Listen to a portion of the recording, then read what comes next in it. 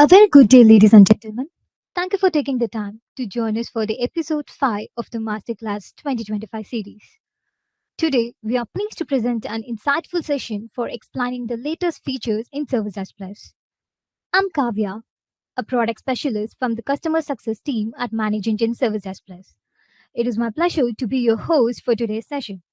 So, in this episode, we will explore the evolving capabilities of Service Desk Plus as a comprehensive ticketing solution, extending its utility beyond traditional IT operations to support various business functionalities across the organization. We are very excited to have you with us and looking forward to an engaging and an informative session.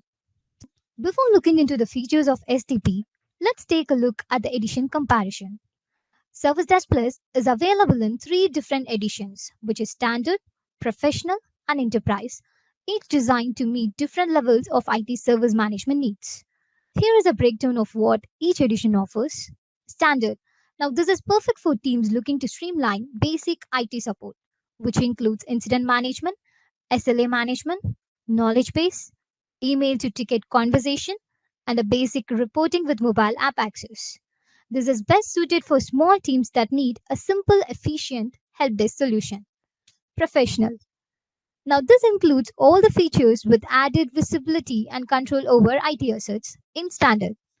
So, adding on to standard edition comparison, it includes asset management, software license management, agent based and agentless scanning, and basic CMDB functionalities. This is ideal for teams managing both support and asset infrastructure. Now, the last one, which is Enterprise Edition. Now, this is designed for enterprises needing advanced automation and ITIL alignment with custom workflows. It includes all the professional edition features, and adding on to this, it has ITIL modules such as change, problem, and release. And with this, it has service catalog with multi level approvals, advanced CMDB with relationship mapping, project management, AI assistant and ChatGPT integration, and user survey feedbacks. So this is best for large organizations with mature ITSM practices and for a more complex service requirements. Here is a quick and exciting opportunity for all our valued users. If you have been using Service Desk Plus and would like to share your experience, head over to Gartner Geek Peer Insights and leave a review. So, as a token of appreciation, you will receive a $25 worth Amazon gift card or the equivalent amount in your local currency through Tango cards. Just scan the QR code on the screen to get started. So, your feedback helps us grow and serve you better. Now, without any delay, let's take a look at the key focus area for today's session. So, we will be exploring a set of impactful enhancement and new capabilities designed to elevate your Service Desk Plus experience.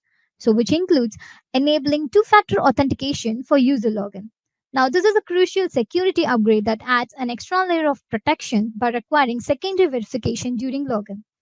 The next one would be ChatGPT integration, introducing AI-powered assistants to streamline ticket resolution, improving response quality, and enhancing user engagement. The next one is drag and drop attachment in chat, enhancing collaboration with the ability to effortlessly share files within live chat conversation. Advanced field-informed rules enhancement for SLAs. So now this provides greater flexibility and precision in SLA management with improved conditional handling and form automation. And the last one would be enhancement in asset management. Now this strengthens asset lifecycle with updates that improve tracking, visibility, and overall efficiency. And the last session would be AMA, so which will be handled by our lead customer support representative, Johnson Joshua. So before we dive deeper into the features and capabilities of Service Desk Plus, here's something that we can truly elevate your experience with the product. We are offering a free one-on-one consultation session to help you get the most out of your current setup. So in just 1 hour, you will receive a detailed analysis of your usage and customized list of recommendations tailored to your specific ITSM challenges. Simply scan the QR code to schedule a session. So it's quick, easy, and completely free. Let's begin with our first enhancement, which is two-factor authentication for user login. Now, this feature adds an extra layer of security by requiring two forms of verification, a password followed by a code received via email or generated through the Google Authenticator app. Consider a user logging into ServiceDesk Plus portal from their personal laptop while working remotely. So, after entering the usual credentials, they are prompted to enter a one time code received via email or through the Authenticator app. So, only after successful verification, the access will be granted to the user to access the modules inside a portal. Now, let me guide you through how we can configure the two factor authentication inside the application. Navigate to Admin, General Settings, two factor authentication. So before configuring the two-factor authentication for user login, you need to select the authentication methods. So which includes an email verification and Google Authenticator. So for enabling email verification, you need to configure a successful outgoing mail server settings in order to send codes. And for Google Authenticator, you need to have the Google Authenticator application installed on your personal mobile application. So now let me just configure the 2FA for user login. Once the toggle has been enabled, you will have an option to configure to either a particular user type, which is requester, technician, or for all users. And in case if the organization would like to enable TFA for only specific users, you can select user is, and then you will be able to add the users which you would like to enable. Let me just select user type is requester and then click on save. So adding on to this, we have an option called enabling two-factor authentication for admin level configurations. Now this provides an extra layer of security for admin configurations by mandating two-factor authentication for even SD admins, help desk admins, and org admins. Now this will ask you for a two-layer security in order to configure certain configurations like security settings for password policy, paid script, webhooks, custom functions, integration key, and advanced portal settings. If you'd like to enable TFA for all these configurations, you can just click on the box, admin configurations. Now let me just enable this for specific advanced portal settings and we'll save it. Now let's see how a user receives a code before logging in.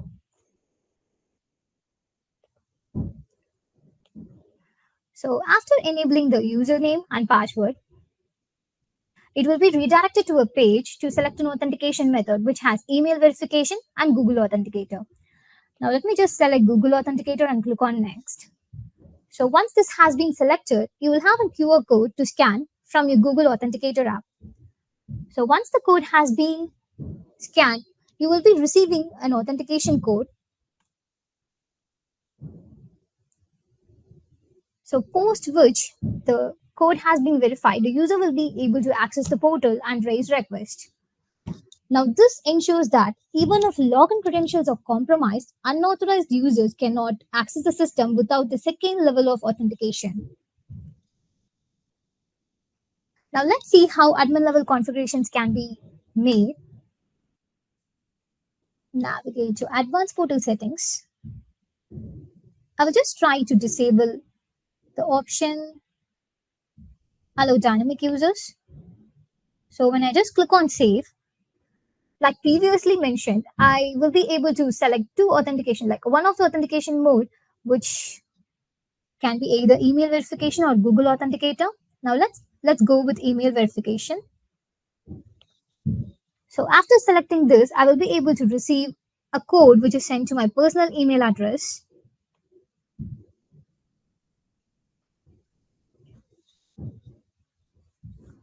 Four seven.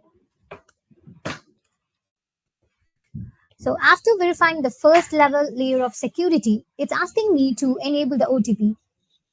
So which is also received in your personal email address.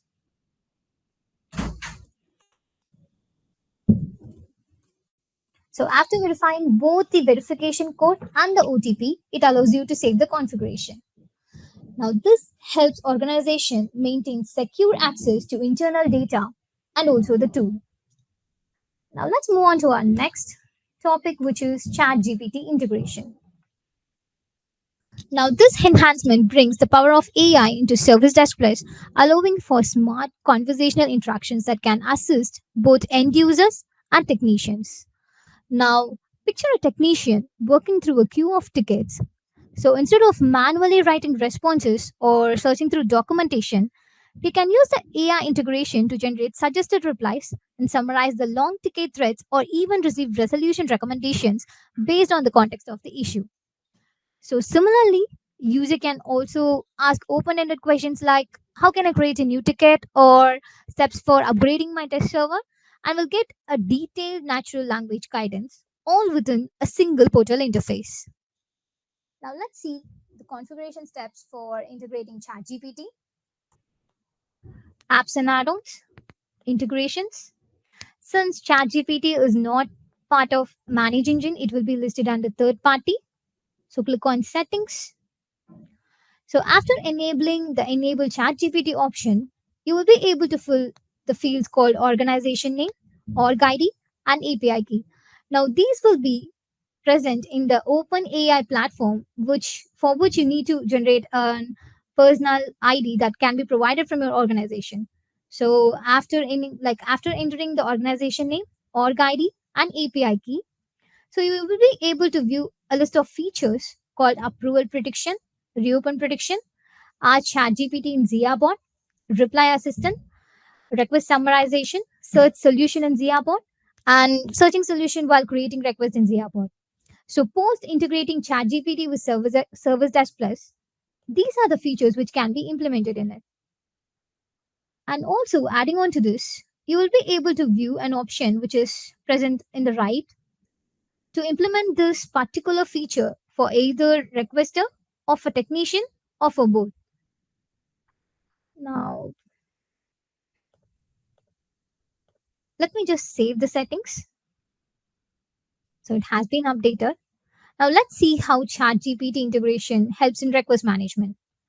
Now consider a ticket which has been opened after a couple of days as there was no response from the requester.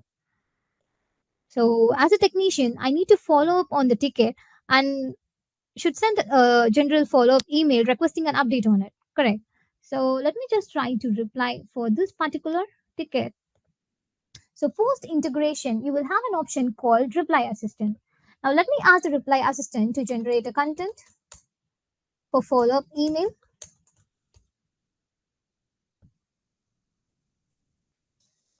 So after asking the question, the ChatGPT have provided me with the content for sending a follow-up email on my last conversation. So in case if you're not satisfied with the answer provided by this, you can just click on regenerate. And in cases where the technician would like to use the same content for other tickets, they can make use of the option copy to clipboard. And in such situations where the technician would like to add this particular follow-up email to the description and moving on to the top can be used. So have selected move on to top. Now let me just update the requester name and I will just click on send.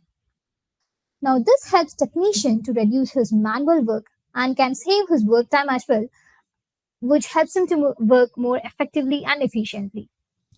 Now consider a scenario where a technician is absent for a long weekend and I would like to look into his ticket.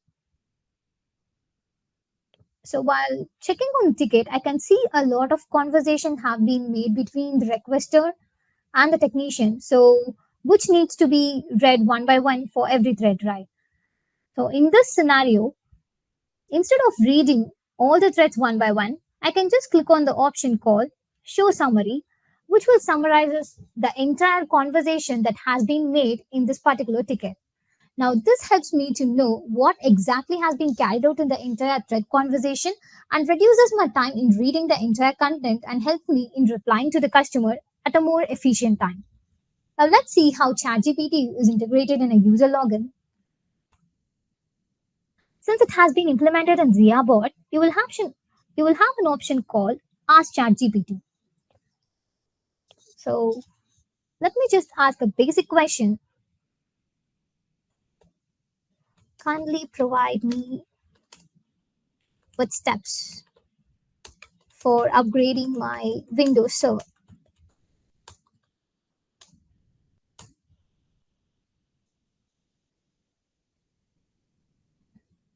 So after the question has been read and analyzed by ChatGPT, it will provide me with the steps and the content which is not even present in our knowledge base or in our solution. Now, this here helps both technician and the requesters by embedding natural conversation and improving efficiency by suggesting relevant responses and summarizing conversation. Now, let's move on to our next feature request, which is drag and drop attachments into chats. Now, this streamlines collaboration by allowing users and technicians to instantly share files such as screenshots, documents, or logs by simply dragging and dropping them into a live chat conversation. Let's say a facility team member reaches out via live chat to report an issue with projector in a meeting room. So rather than navigating them to another section to upload a file, the user can simply drag a photo of the damaged equipment into the live chat window and the technician receives it in real time. Now, here he understands the issues immediately and creates a ticket with all the relevant information without any additional back and forth emails or responses. Now, let's see how this can be implemented. I have issues with my PC. Now, let me go to the admin login and pick this chat. Now, I will ask Kavya to share the screenshot of the error message or any error content which she is facing. Instead of Kavya going and uploading it using the add attachment option, she can just drag the particular screenshot and drop it in the chat. So now the image has been successfully sent to the chat. Let me go to the admin login and check the same. So it has been received. Now this results in a more faster response time and a clear communication and much more user-friendly support experience. We can also add other attachment like PDFs.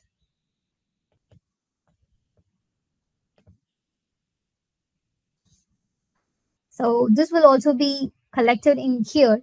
And let me just inform Kavya that I will follow up her in email. So once the chat has been closed, a ticket will be created with all the conversation that has been made. And the specialization here is the attachments which has been included in the chat will be directly redirected to the attachments field. So this definitely helps in faster response time and a more clear communication between the user and the technician. Let's move on to the next enhancement, which is field and form rules for SLAs. So with this update, you can configure field and form rules using the on-field change trigger to dynamically set SLAs via execute script actions. This allows for more intelligent and automated SLA assignment based on user inputs or field selections without requiring any manual intervention. Now, imagine a user selects server issue as a category while creating a ticket. Like using the enhanced rule, the system can automatically assign a critical 4-hour response SLA through a backend script without the technician needing to manually choose it. So if the user later changes the category to something like software issues or software related requests, then the SLA can be dynamically switched to standard 2-day response. Now let's see the script execution. For this, navigate to admin, templates and forms, service catalog.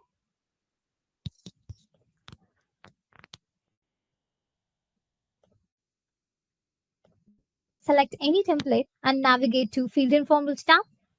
So under on field change, I have created two different SLA based scripts. So which includes the one for high priority need for laptop. So on field change department, I have set department as security, then execute the script which will set high SLA. Now similar to this, have created another rule for normal priority need for laptop. On field change department. So when the department is HR, I would like to set a normal SLA. Let's try to create a new test ticket with this.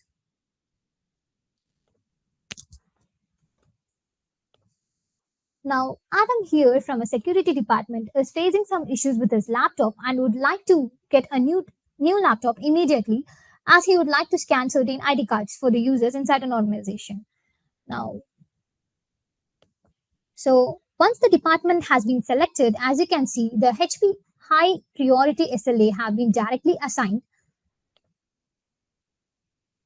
and it will be displayed in your request details page as well. So which enables a faster response time and setting service level agreements based on the user's response and request. Now let me just try to edit this. Let me just select the department as HR. Mm,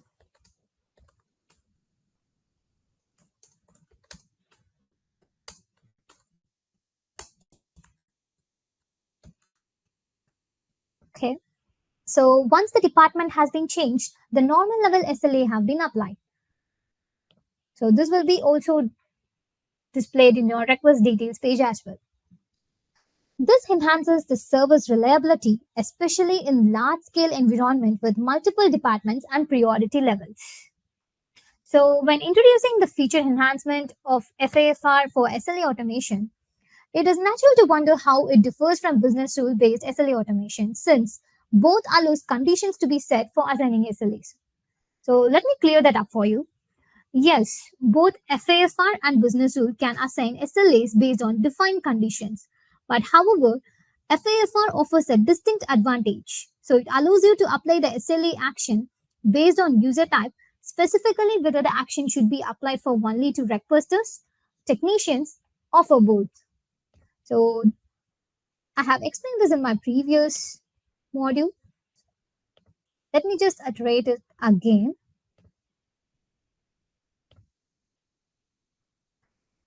When you navigate to the Field Inform Rules tab, while creating the on-field change custom script for SLA, you can see you will have an option called Apply to all users, Apply to technicians, and Apply to user.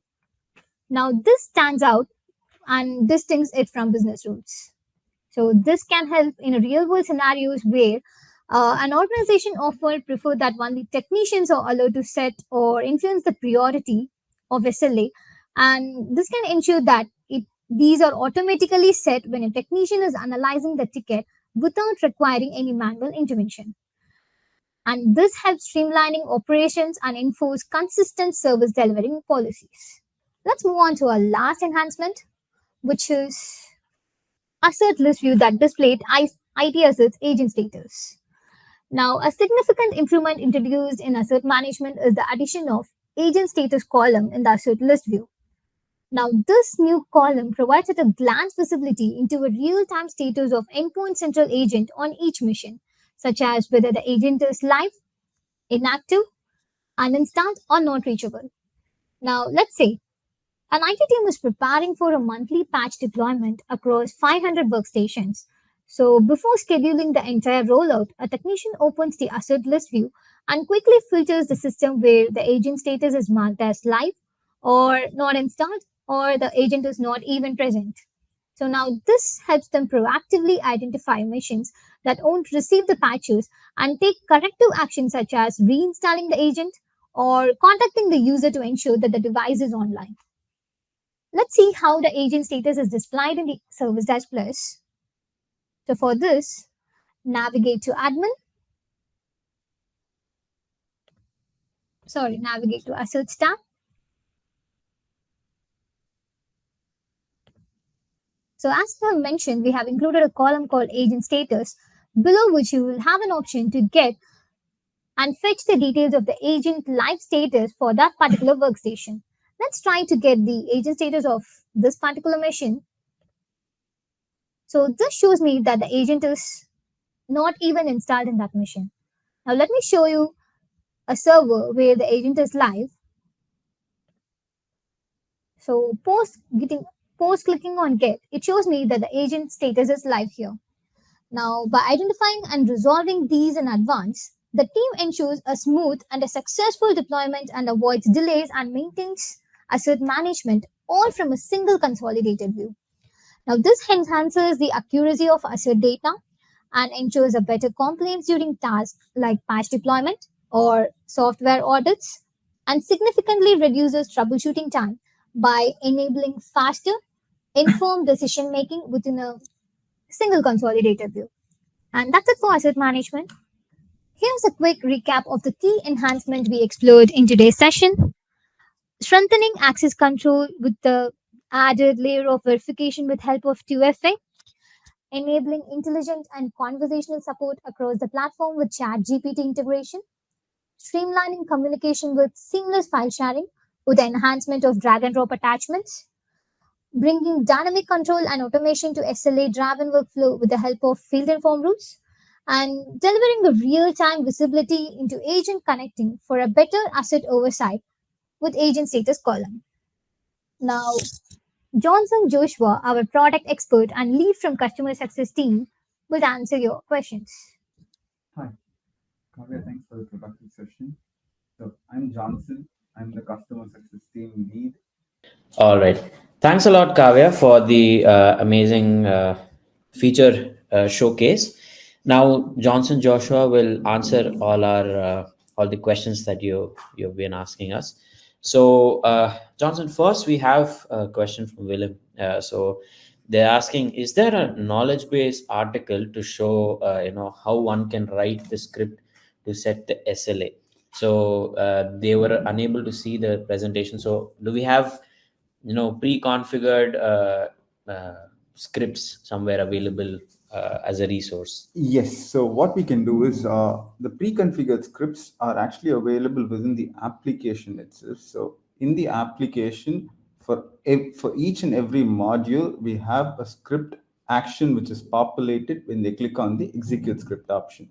However, if there is any difficulty in finding that, we also have it in our pit stop portals where we will be able to share the links, based on the requirement. So if William can drop us an email, we'll be able to share the script along with him, along with the link for the knowledge-based article as well. Awesome. So they can reach out to hello at Yes. servicedeskplus.com. All right. Yes, exactly. So, yes, Willem, you can write to hello at servicedeskplus.com, and then surely we'll help you out with the necessary resources. So we have a couple other questions that are frequently asked, with our teams. So one being, does the Zia chatbot and the Zia capabilities, do they require an additional license? And also along with it, they also want to know how can they actually, enable it for their organization. Yeah, Zia, it comes out of the box for any customer who's actually using the request module. So enabling Zia would not require any additional licenses. So they can enable Zia in their environment, and enabling Zia is just click of a button.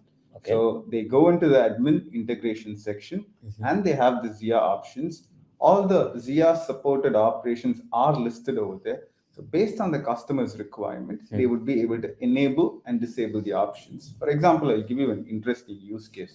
So sometimes, I used to work with support. So we used to get loads of emails and say on a Friday, and customer replies with, "Thank you, Johnson, you were wonderful." So in that case, my ticket reopens. The customer was actually appreciating it. My ticket reopens, and that has broken my SLA. And at the end of the report, it's going to show that there was a ticket where the SLA was violated. So these kinds of scenarios can be handled with Zia. Okay. You would be able to ask Zia to predict which requests can be reopened and which tickets can remain closed. Okay. So that is an interesting use case which I love about Zia. Okay.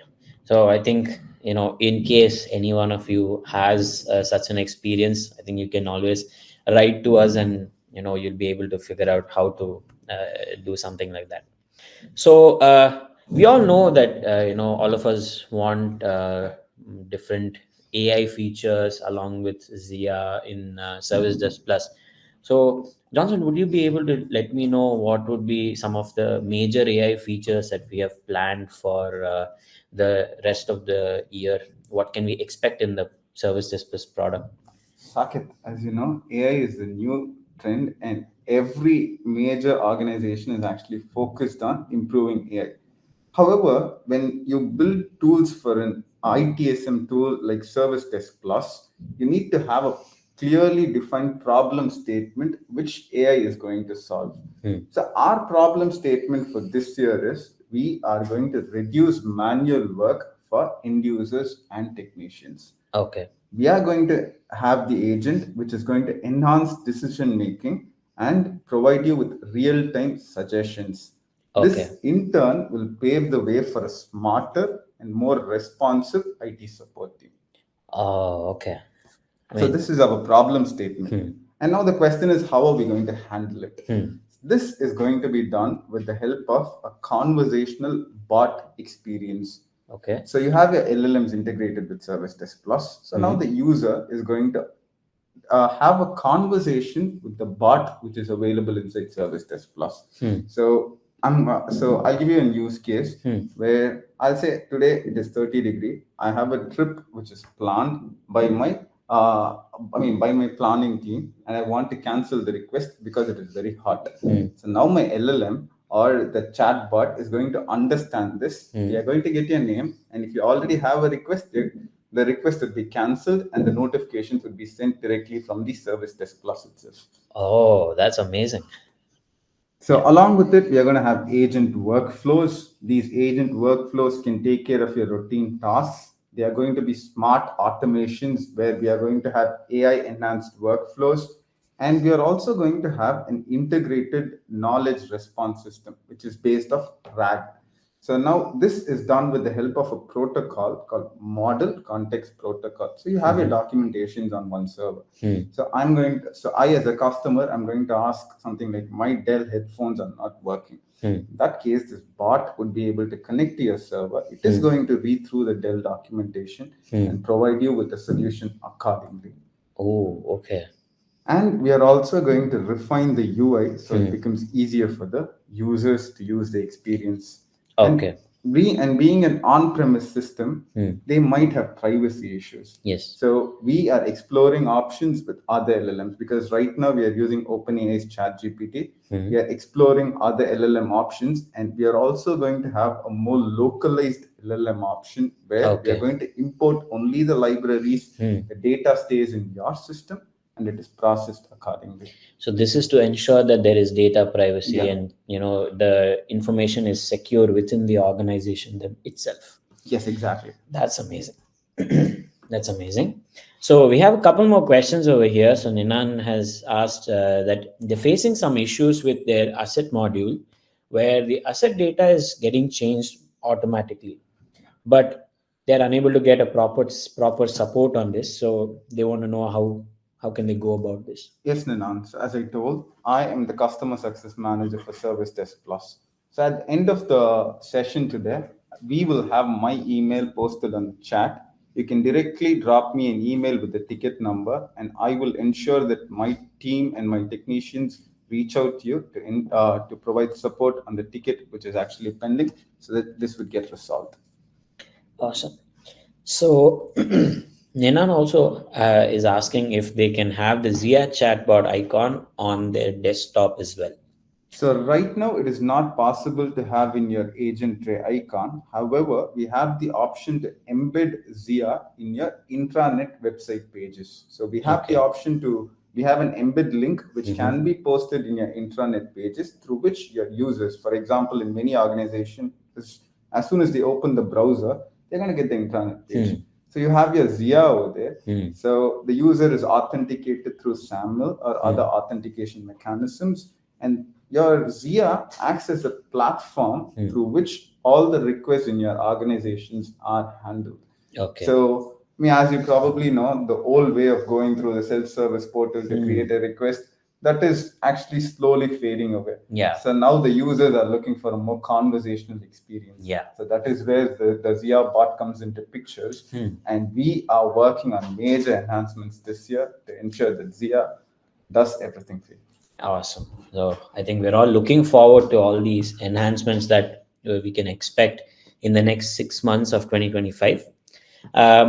We have another question from Marco. So they asked, in Zia, in the customized data section, we must write all text, or is it possible to ignore some of the text? For example, hi, it's not resolved, and hi, it is resolved. So can we ignore the hi word?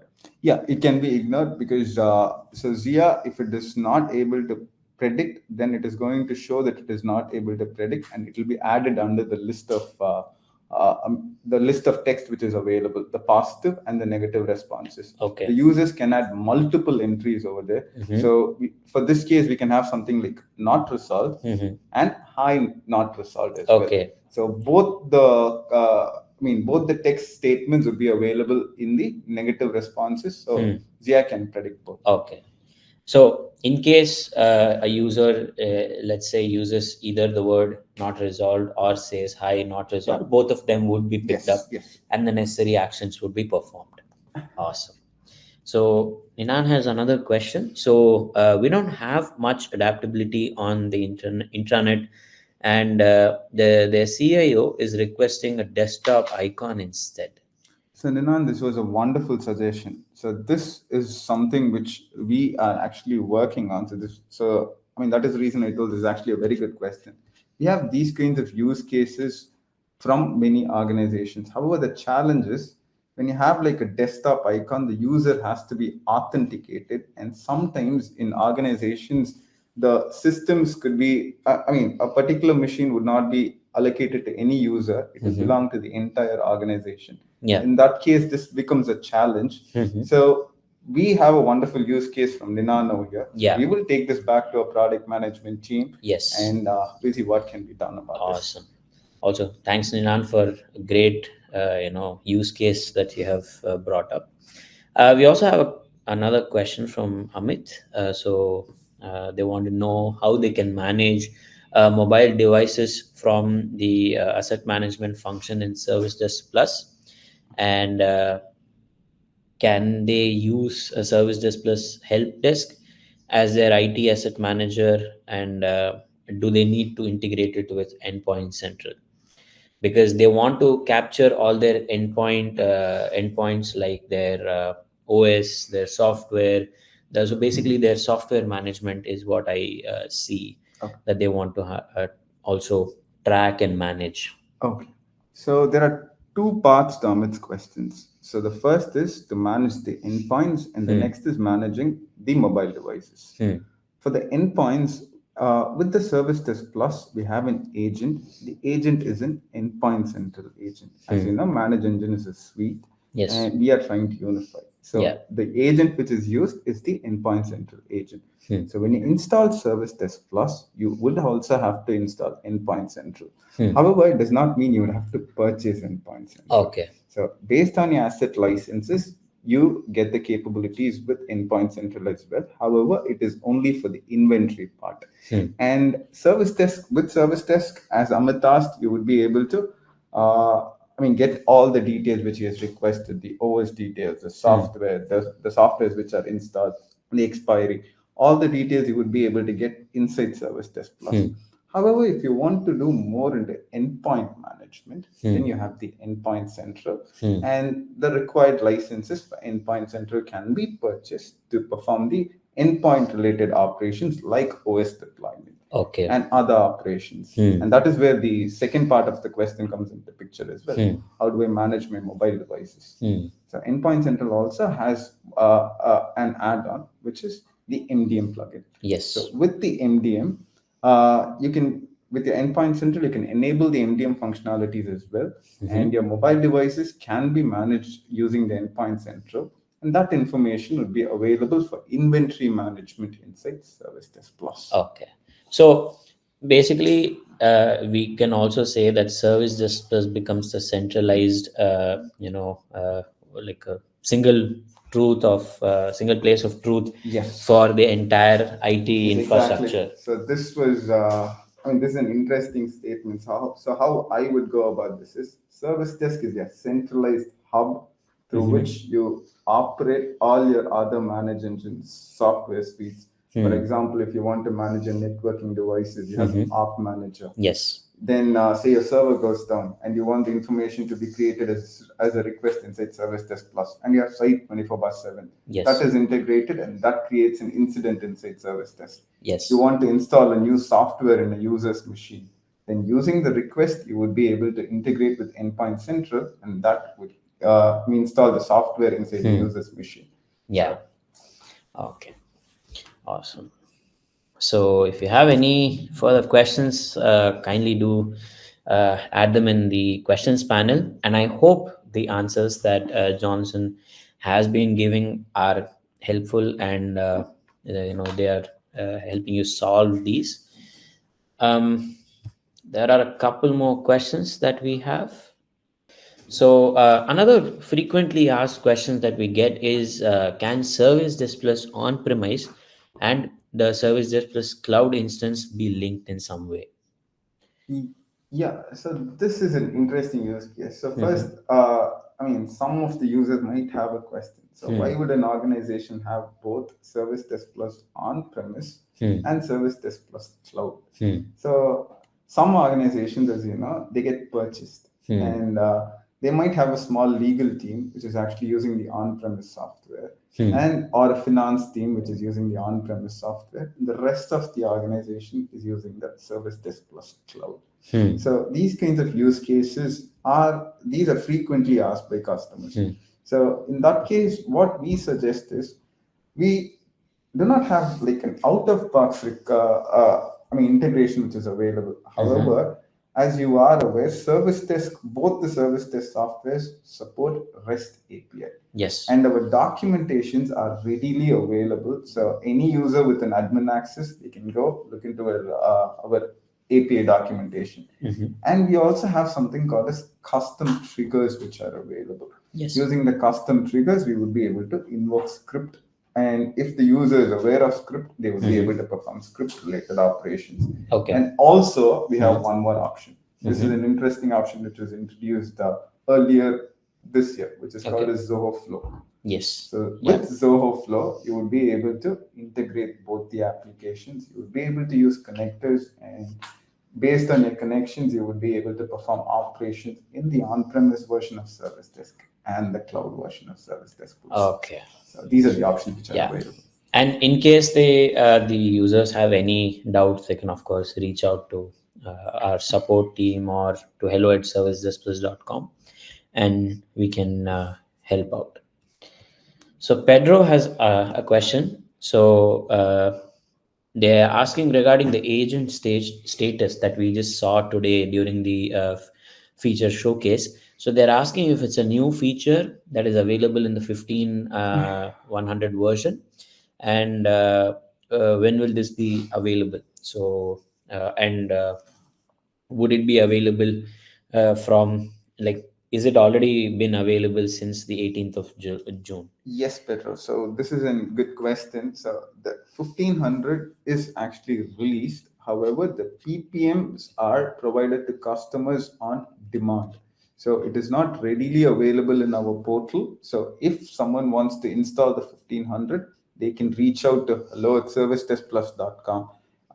They can drop an email, and we would be able to provide them with the PPM. They can perform the installation, and if there are any challenges, they can always reach out to us, and we will assist them with the upgrade process as well. Thanks, Johnson. So Amit has a couple more questions. So they're currently using the on-premises version of Service Desk Plus, and they're also looking, for the Service Desk Plus cloud option as well. So how would you suggest they, move from here? Yeah. So what my suggestion would be is, first they would have like a sales account manager, so they can reach out to the sales account manager, Okay. and they will loop them in with the with our consultation team. They'll be able to showcase the differences between the on-premise version and the cloud version. So once Amit and his team are good to go with the cloud version, then they will be able to provide a quote, and based on that, they can take a decision on whether they want to stay with the on-premise or they want to use the cloud version of the Service Desk Plus. Okay. Because that is one big advantage of Manage Engine. You have Yeah. both the on-premise and the Yes. cloud version. So Yeah. that makes it simple. And we also now got to know, in case you're using both the versions, Yeah. how do you connect them as well? So Exactly. yeah, I think there's everything, something for everyone. Yeah. So I think we have some time for a couple more questions. Ninan had another question. So, in the era of AI, is it possible for Manage Engine applications to suggest if there are any misconfigurations in their entire setup, or is there an app that would provide some suggestion such as this, and maybe some of the best practices that they can use to configure the various modules available in the application? So basically they sort of want to help their admins to ensure that there are minimal missteps over there. Okay. So what I would suggest over here is, so they can reach out to the support via chat, and in the chat we have an option where they can evaluate their service desk plus, and they would be able to get the results. However, they also have a better option, which is if they reach support, we will be able to provide a consultation for them, which would be like a health check. We would go ahead and look into how the application is configured, and so we had a slide earlier, right? Yes. So they can book like a consultation with our team for 1 hour. Our technicians would connect with them. They will check how the application is configured. They will ensure that they hit the right basis to get the application running. Awesome. So let me just drop that link again in the chat in case anyone missed it. So yeah, so the link is available. You can go and set up a 1 hour one-on-one session with our product experts, and you can get your health checks done as well. So in case you have any other questions, kindly add them in the questions panel. We have time for maybe a couple more questions. Okay.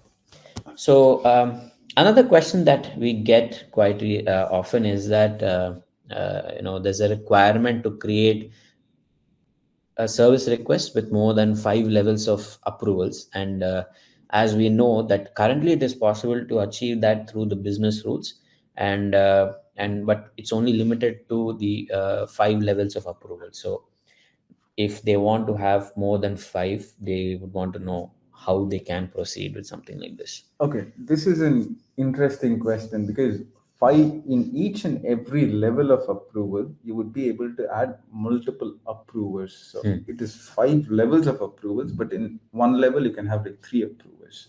So which brings the total to something like 15 approvers. Yeah. So first we would have to understand why more than 15 approvers are required for a particular request. I'm not saying this cannot be done. This can be done with the help of a script, or we would have to, bring in an enhancement request. Okay. However, before we do that, we need to understand the use case of why more than 15 approvers are actually required for one particular request.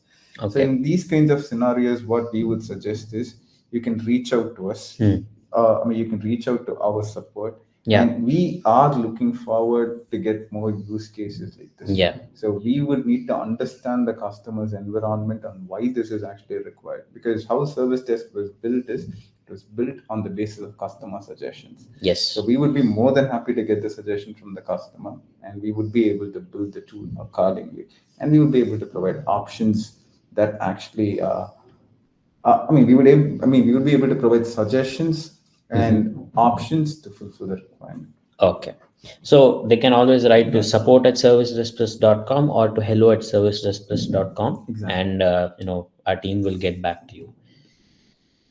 So we'll have the panel open for a couple more minutes. So in case you have any questions, please feel free to add them in the chat.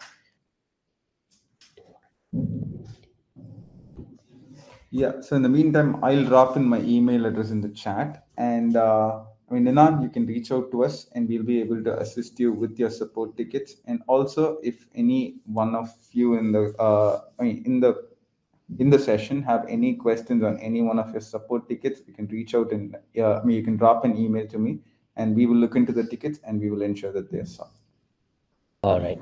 So I think we have one more question. We have a couple more questions. So Willem is asking on approvals. So let us say if an approval level has 2 approvers, but only any one of them can approve, can the other approval be set from the pending approval section and be no longer required in such a case? Yeah. So I think this So is, in case one of them has been already approved. yeah, so the setting which we have on the side is like we have the approval configurations for service requests which are available. The settings are level based. So you have five different stages of approval. In Yeah. that case, so you have an option called every one of the approval must approve. Yeah. In that case, it goes stage by stage. It is Hmm. not the entire list of approvals, it is each stage. In Hmm. stage one, if you have Saket and Johnson, Hmm. both of them has to approve. Then it Hmm. will move on to the next stage. So Okay. you have Kavya and a different person. Hmm. Then they would have to approve, and then it moves on to the next stage. So Hmm. even if you have any one, if one approval is more than enough, in Hmm. that case, in the first stage, if any one person approves, then it Hmm. immediately moves on to the next stage. So Yeah. it is stage based and not the entire configuration based. Okay. All right.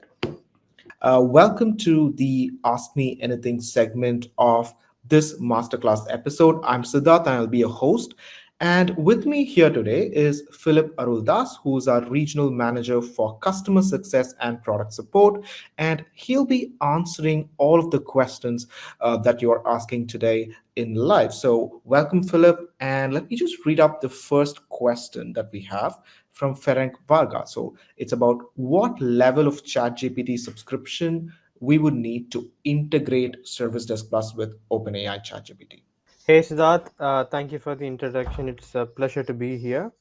So I hope I'm audible as well. So I'll quickly jump to the questions and answers without any delays.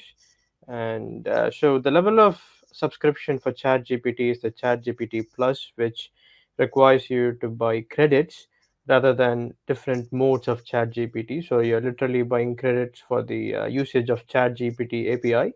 The free version comes with a $5 credit. So if you buy a ChatGPT Plus version, so that should be more than enough for the usage of ChatGPT with ServiceDesk Plus. Great. Thank you, Philip. And moving on to the next question this is also from Ferenc. And Yep, I do see the question. So the question is on building a developer or training environment and the best way to learn the platform capabilities. Yeah. So Farhan, thank you for the brilliant questions. So we do have a beta community where we talk about the upcoming features or beta builds that we have for our customers to test the feedbacks from our users on the different APIs or the different path our features take. So we would be glad to involve you in that community if you're interested. So the other sources to learn would be the webinars and the advanced training sessions that the marketing team indulge like these. And we constantly send newsletters, and our user conferences and events would be the other form of communications. Uh, the support team is more than happy to engage with you should you have any specific scenarios or questions along with our product management team. great. Thank you, Philip. And one more popular question is people are requesting whether there is an option to integrate with Microsoft 365 Copilot. Uh, Yes. As you mentioned, Siddharth, that has been a quite frequently asked question. We do have that option, however, it's not out of the box, but we do have the option available. It requires some minimal amount of scripting, very similar to the Teams integration, which we also see a very good adoption around. So, Ferenc, I request you to drop, was it from Ferenc? Okay, I guess it was from someone yeah, else. All it's right. from Manoj and Beckwith. Yeah. Oh, Jonathan, hey, good to see you. Um, yeah, please drop a request to support, and we can help you with the KB article for configuring um, Copilot on Service Desk Plus. It is doable. Great. Uh, Thank you, Philip. And I think Aditya also has a question on the barcode scanning feature in Service Desk Plus. Oh, brilliant. Hey, Aditya, thank you for the ask. So, the product does come with its own barcode generation. So, let me quickly share my screen. So Vishwa did cover up on a couple of new functionalities in the asset module. So the barcode generation section is over here. So we have the barcode generation segment over here. So you have three subsections. The first is adding new assets using the existing barcode that is provided by your vendor, which is your OEM. So clicking on this option would let you directly tap the cursor here. So if you have a barcode scanner connected to your PC, just scan the barcode and that would populate the numbers here. You could choose the product type. The product type has to be populated in advance. So we come up with all the default market standard product type. uh, so you have to choose the site this asset belongs to, location if needed, and what product. So by product, we mean the exact model of the device. So if you're working with a workstation, is it a ThinkPad? So specific details on that, and any comments, and clicking on add asset would add this asset into the system. So that's about adding assets based on existing barcodes. Now, talking about generating your own barcodes with ServiceDesk Plus. So, if you want to discard the existing uh, barcode numerology, the nomenclature, and come up with your own nomenclature for barcodes, you would want to go with the second option here. So, here we give you the option to generate barcodes based on product type and again the product, and you can also choose the site for which the barcode would be associated to. You get the option to choose a prefix, a suffix, and the starting range, and how many barcodes are we looking to generate here. And once that is done, so this would help you generate the barcodes. So you could save this barcode property, and you can choose to print. If you have a barcode printer, you could just have it printed, and that can be attached to all the devices. So scanning these generated barcodes would already have the information preset because you've already selected the site, the prefix, and the suffix. So that is already available, so you need not enter that again. So this is the second option. So third option is barcode generation for existing assets, which is very similar to the first one. So you want to come up with barcodes for existing assets. So you'll have to enter a prefix, a suffix, a starting range, and the count. So once you do that, you just print the barcodes and apply them on the existing devices. So if you do not have a barcode scanner, the mobile app for ServiceDesk Plus available both on Android and iOS that comes with the product. It can use your smartphone's camera to scan the barcode, and it helps you either to enter a new device via the mobile app, or to like check, read the barcode and give you details about who and which department the asset belongs to. Thank you, Philip, for that very detailed walkthrough. And I think Aditya has a follow-up question on how the scanning would work when you've added an asset with a barcode, and when it's scanned again, would it create a duplicate entry, or do we need to merge it? That is an interesting question, Aditya. So, and it is also a commonly asked question. So, in most scenarios, barcodes are service tags. So, the uniqueness of assets in Service Test Plus is based on the asset name and the service tag. So, if you want to consider the barcode as the service tag, the application would not duplicate the asset. Rather, when the asset is pulled in from a scan, it would merge it based on this common detail called service tag, so that would prevent duplication from happen. If you feel the entered barcode, which can also be a service tag, is invalid, if you feel that the service tag numbers provided by the OEM is duplicated, you could add that as an invalid service tag also, that is available in the application. But the short answer is, if you tag it as a service tag, it should override based on that information. Great, thank you, Philip, and hope Aditya. I hope you're now aware of how barcode scanning works in Service Desk Plus. Moving on to the next question, I think Jonathan has and Manoj both have a question on whether the Copilot integration is supported in the on-premise version as well. Uh, yep, thank you. Thank you, Siddharth. So, as I mentioned, the Copilot integration is introduced out of the box for the cloud version of Service Test Plus, whereas for the on-prem version, you'll have to do a couple of customization. But the short answer is it is available. So, it's very similar to our Teams integration. The UI is very similar to that. So, you'll have to create a bot and do some customization based on that to have this entered. So the configuration process is very similar to configuring email fetching or setting up Teams integration, but it involves a couple of other steps, such as replacing some details on this JSON file and so on. So we could send you this instructions along with the KB. So it is available, it is doable with the current version of on-prem ServiceDesk Plus. Great. Thank you, Philip. And I also have a few other questions we have received beforehand. Mhm. And one of these is about the person has a requirement to create a service request with more than 5 levels of approval. So, how is it possible, whether it's possible to achieve it through using business rules, because approvals, as we know, is currently limited to only 5 levels within the template? Yeah. That is an interesting question, Siddharth. So, the common scenarios, so we've worked with different industry verticals, and the approvals vary depending upon the department or the industry vertical. So, we would like to study the approval matrix on the whole. So, where there are scenarios where there are more than 100 approvers involved in one level, that could cause a choke up. So we can involve scripts here to introduce more levels if needed, but we would like to stick with the standard 5 level of approvals. So we would like to study the approval workflow in place for the customer and the need for adding more approvals and what are the criteria, so the start of points for introducing this approval. Is this based on a field selection, or would this be based on the application or the CI associated with the service request? So those are the fields that we would like to study. But it is doable, but not by default within the product. We would have to introduce some scripting to that. Great.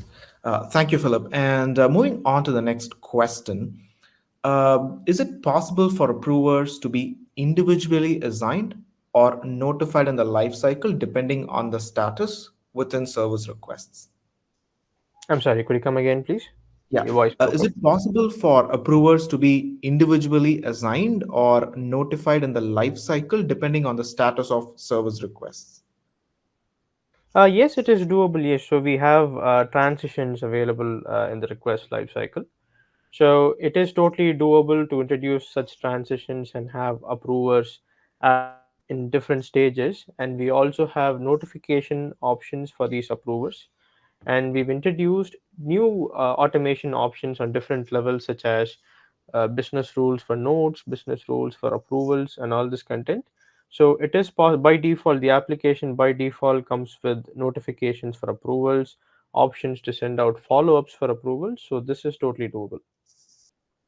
Great. Thank you, Philip. And I think we have one more question in the live session from Prashant. Sure. And his question is on when logging tickets through email, is it possible to directly log it as a service request instead of an incident? Brilliant question, Prashant. So this is a question that has been coming in from time and again. So the application is designed to by default process all requests coming in via emails as incident requests, but it is we have to manipulate the system a little bit to accommodate this.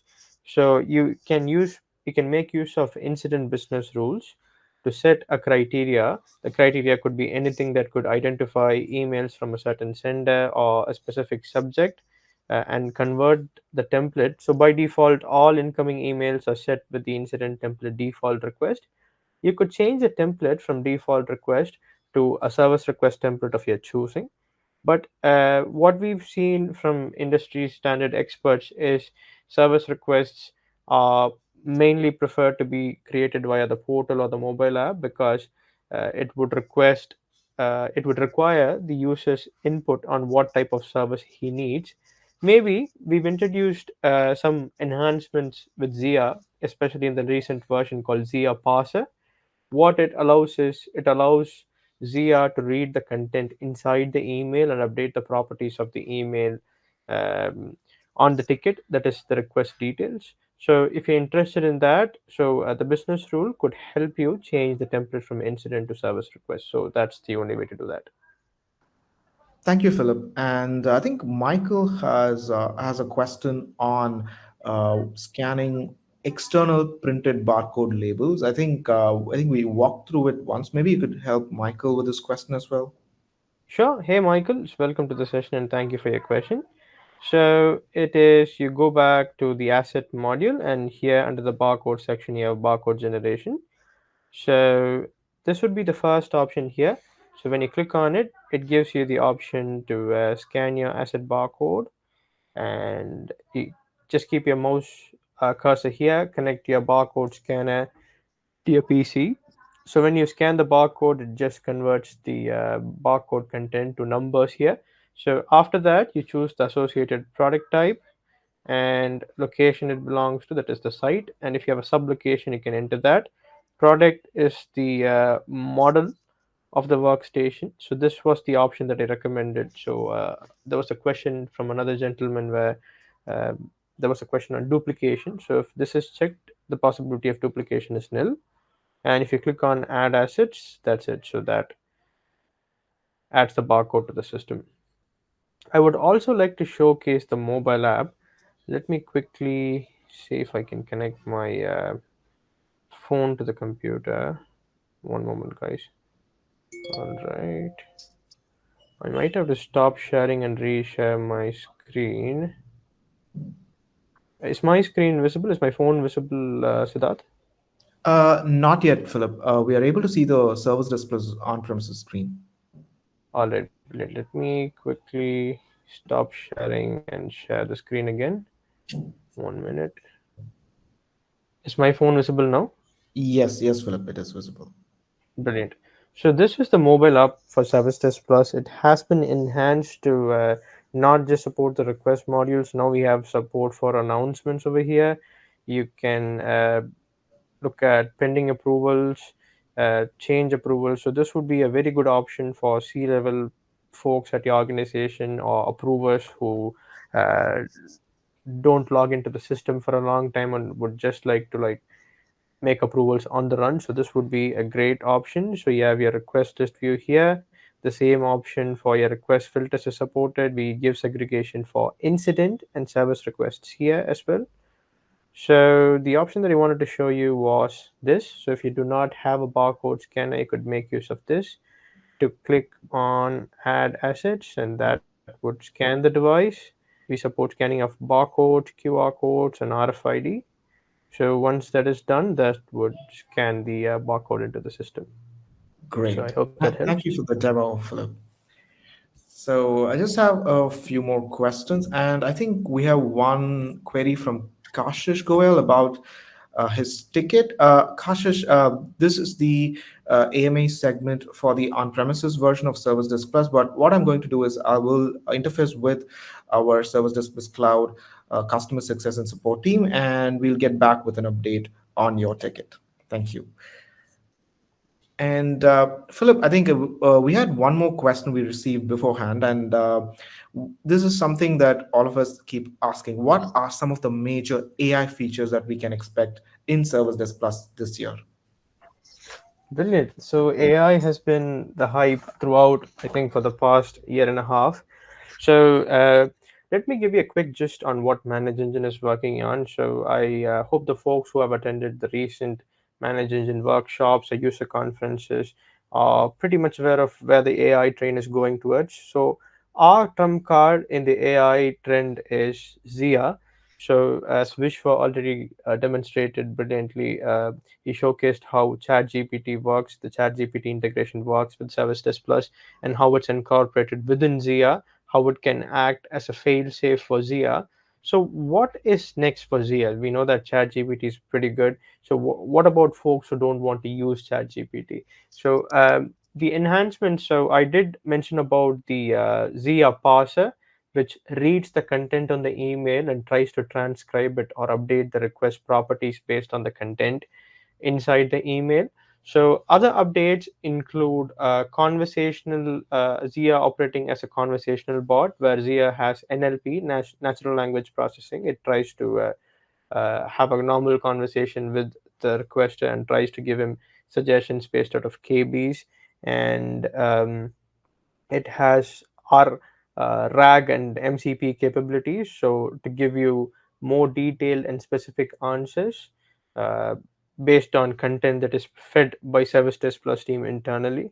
And using MCP, we would build connectors with different LLMs. So we are also working on uh, bring your own LLM model. So for folks who would like to work with their own on-prem LLM models, the MCP connectors would definitely be helpful. So we are testing it with Gwen and Llama. So we are also trying to do it with DeepSeek and a couple of other models. So once that is in action and once that is successfully deployed, you should be able to integrate ServiceDesk Plus with LLM model of your choosing.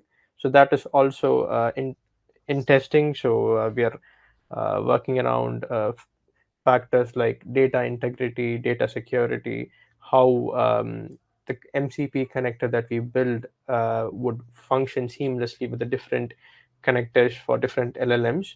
So that is something that we are working on. And we are also working on building your own workflows, request life cycles, and the different orders these life cycles would operate under. We want to ensure that all of these life cycles get execute in a chronological order. So that is something that we are also working on. But the main focus is to make use of your own LLMs. That is um, to help organizations who are more interested in keeping their data private and people who are okay with integrating with cloud LLMs. And to reiterate, whereas for Zia, we are focusing on improving it more than a conversational bot. We want to enhance Zia's facilities to make use of more RAG and more MCP connectors. So that's the direction we are headed for. Great. That sounds really exciting, Philip. And I'm sure all the listeners here, please do go back and try out some of the AI features which were demonstrated in this session. And we have a lot more exciting AI capabilities lined up. And with that said, I think Jonathan has one more question on how Service Display on-prem supports importing iPhones from Microsoft Intune. All right, brilliant.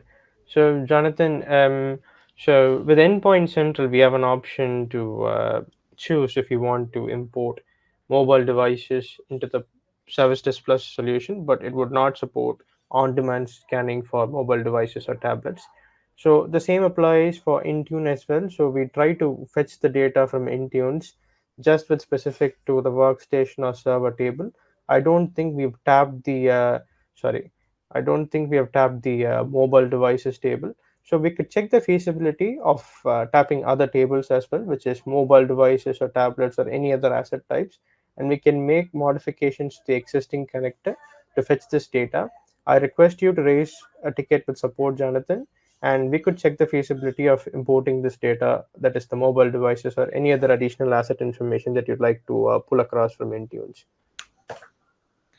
Great. Thank you, Philip. And so we are heading towards the end of this Ask Me Anything segment. So, folks, we would be able to take two or three more questions. So, if you have, any more questions on the platform, on our roadmap, or some kind of a use case that you want our help with, this is the time to ask those questions.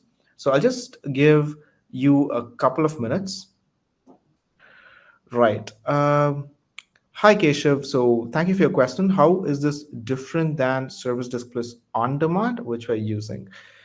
So, Keshav, can you add more clarity on what exact difference would you want? Do you want the overarching difference between Service Desk Plus On-prem and Service Desk Plus Cloud, or is it specific to a feature or a module? Well, Keshav, I could give you a vague answer, but if you ask me, I'm going to be a bit partial to Service Desk Plus on-prem because I've been working with on-prem for quite some time. But they both have their advantages, if you ask me. With Let me start with the advantages from on-demand. It You need not maintain the infrastructure. You need not do upgrades in a sequence. There is no maintenance involved.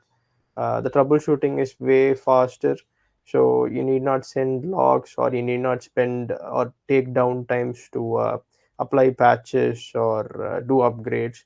So all that is taken care by us. So all that you have to take care is the configuration and how you better deploy uh, ServiceDesk Plus, how it can incorporate the workflows or processes in your organization into the tool. So that is what you need not worry that you have to worry about. Whereas with on-prem, of course, maintaining the infrastructure, you might encounter performance issues. You'll have to take care of the cost for licensing. You'll have to take care of upgrades. You might have to take downtime for deploying the fixes and everything. But the main advantage is the data stays with you, and there is always a difference between manual transmission cars and automatic transmission cars. The power difference is always different, so it depends upon the hardware specs on your server and how technically equipped your team is. If you have a lot of in-house applications, enterprise applications, internally built applications, you can build integrations as you choose.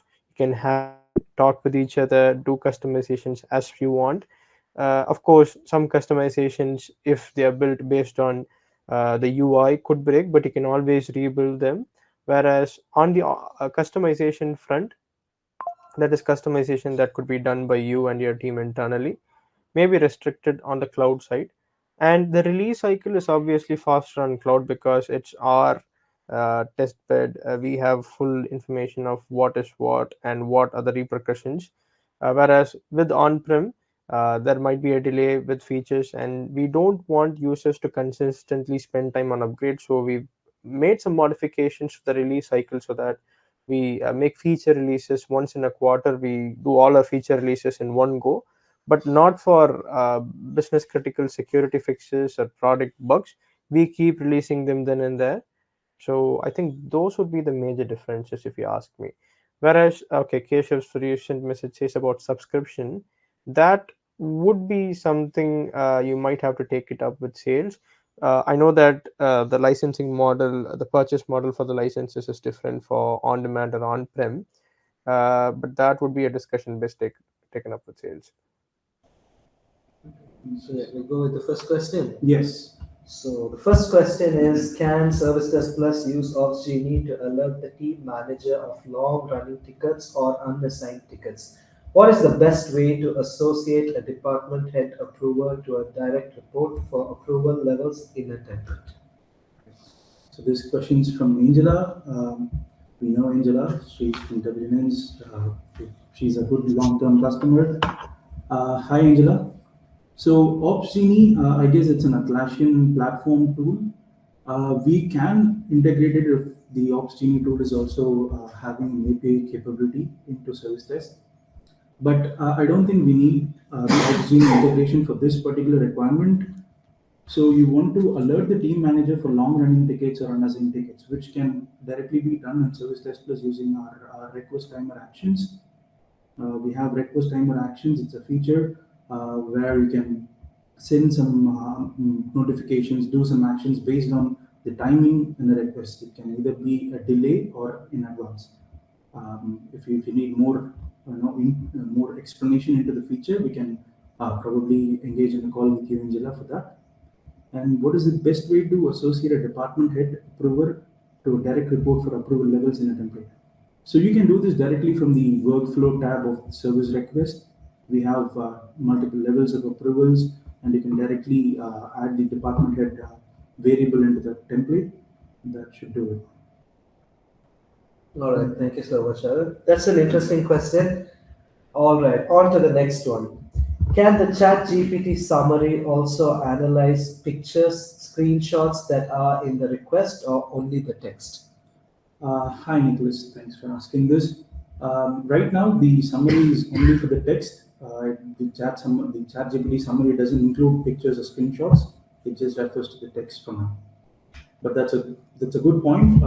I'll have this feedback taken and have it conveyed to the product team as well. We'll look to incorporate pictures as well in the future releases. Yeah, thank you for that question, Nicholas. I'm sure a lot of people would have had that question as well. All right, so moving on to the next one. Where can I find the steps to revert to a previous version when a failed Endpoint Central upgrade occurred? All right, so Endpoint Central upgrade, I guess if you're using the paid version of Endpoint Central, then you'll have to do that directly from the Endpoint Central server.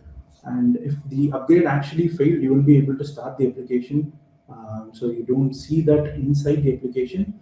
and we have the steps to revert to the previous version if the upgrade fails. It applies for Service Desk as well. We do have it in our help doc, or if you face the situation, you can directly engage our support team. We'll be able to help you with that. All right, so that it answers both of those questions. So please do write to us. We will drop the support email address on the chat so it's easier for you. So write to us and we'll be able to help you out with the documents. All right, so next question.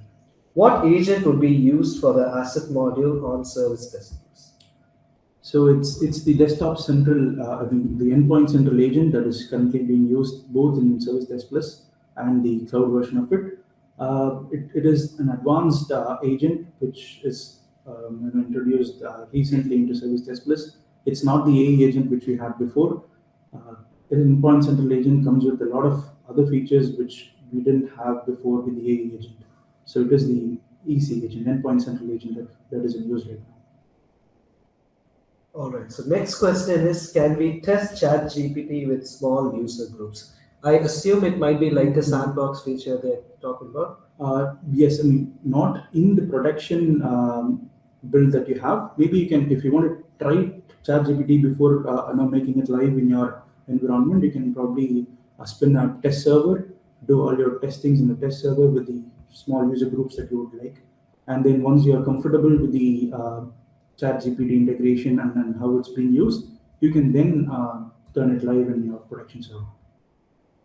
All right, thank you. So on to the next question. I'm looking for easy ways to generate reports in ServiceDesk Plus that include aging, category, technician, department level information.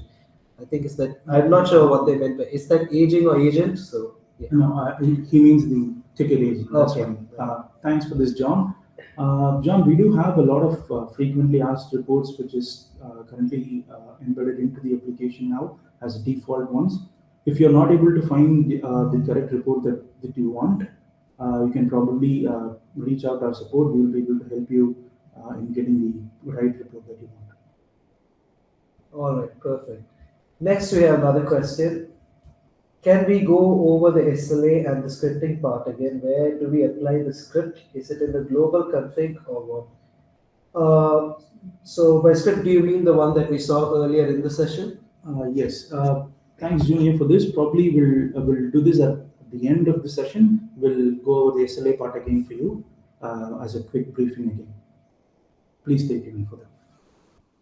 All right. So next one is an interesting question. So since we've been talking a lot about AI and we saw ChatGPT integration, right? Is ChatGPT included in the ServiceDesk Plus license? Hi, Evan. Thanks for bringing this up. Yes, ChatGPT is included with your Service Desk license. You don't have to pay separately for that. It comes within the application out of the box, and it is available for anyone who has the request module. So basically, all editions of Service Desk Plus will have this. So yeah, that's actually one of the big benefits of using ServiceDesk Plus, the fact that irrespective of the license that you're on, all the AI features that we have available are available for everyone irrespective. All right, we have a couple more questions, so let's go over them. So the next one is, what is the optimal method for establishing relationships between multiple assets? For instance, how should we log instances where two distinct categories of assets are utilized concurrently? All right, Candice, thanks for this. I believe you're talking about maintaining a relationship between two different assets, which is considered as CI in Service Desk Plus. We have a separate module for this called CMDB, where we maintain relationships. If you need a detailed explanation on CMDB, we can have that as a separate session, or you can drop an email to support. We'll be happy to give you a demo on CMDB. It completely focuses on maintaining asset relationships.